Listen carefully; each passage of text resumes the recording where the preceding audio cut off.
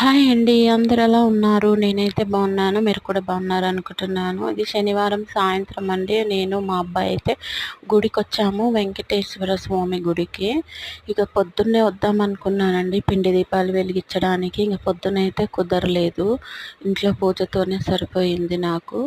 ఇంకా మా వాడిని తీసుకొని సాయంత్రం వచ్చాను. చిన్నగా చినుకులైతే పడుతున్నాయి. గుళ్ళో ఎవరు కూడా లేరనమాట.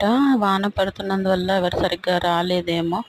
ఇంక నేనైతే పిండి దీపాలన్నీ ఇలా రెడీ చేసి మా వాడితో వెలిగించేశాను. రెడీ పెట్టేస్తే వాడు వెలిగించేశాడు నెయ్యి దీపాలు. ఇంకా వీడియో అయితే తీయొద్దమ్మా అని అంటున్నాడు. ఇంకా అందుకు వాడికి వీడియో తీయలేదు. ఇంకా గుడి అయితే ఎలా ఉంటుందండి లోపల తిరగడానికి. ఇంకా 3 ప్రదక్షిణాలు అయితే చేసేసాము వెంకటేశ్వర స్వామికి. ఇంకా పక్కనే ఆంజనేయ స్వామి వారు కూడా ఉన్నారనమాట. ఇంకా వెంకటేశ్వర స్వామి అయితే ఇలా ఉన్నారండి. తులసి మాలలతో బాగా అలంకరించారు. ఈరోజు శనివారం కాబట్టి.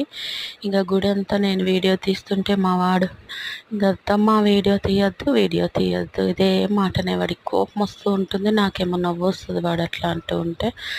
ఇంకా ఇంటికైతే వెళ్తుంటే అమ్మ ఏమైనా తిందామా అని ఇంకా తీసుకెళ్తున్నాడు. నేనేమో వీడియో తీస్తూ ఉన్నాను. ఇంకా ట్రాఫిక్ అయితే ఫుల్ ఉందండి. ఇక్కడ సంత జరుగుతూ ఉంటుందన్నమాట మా ఇంటికి కొంచెం దూరంలో.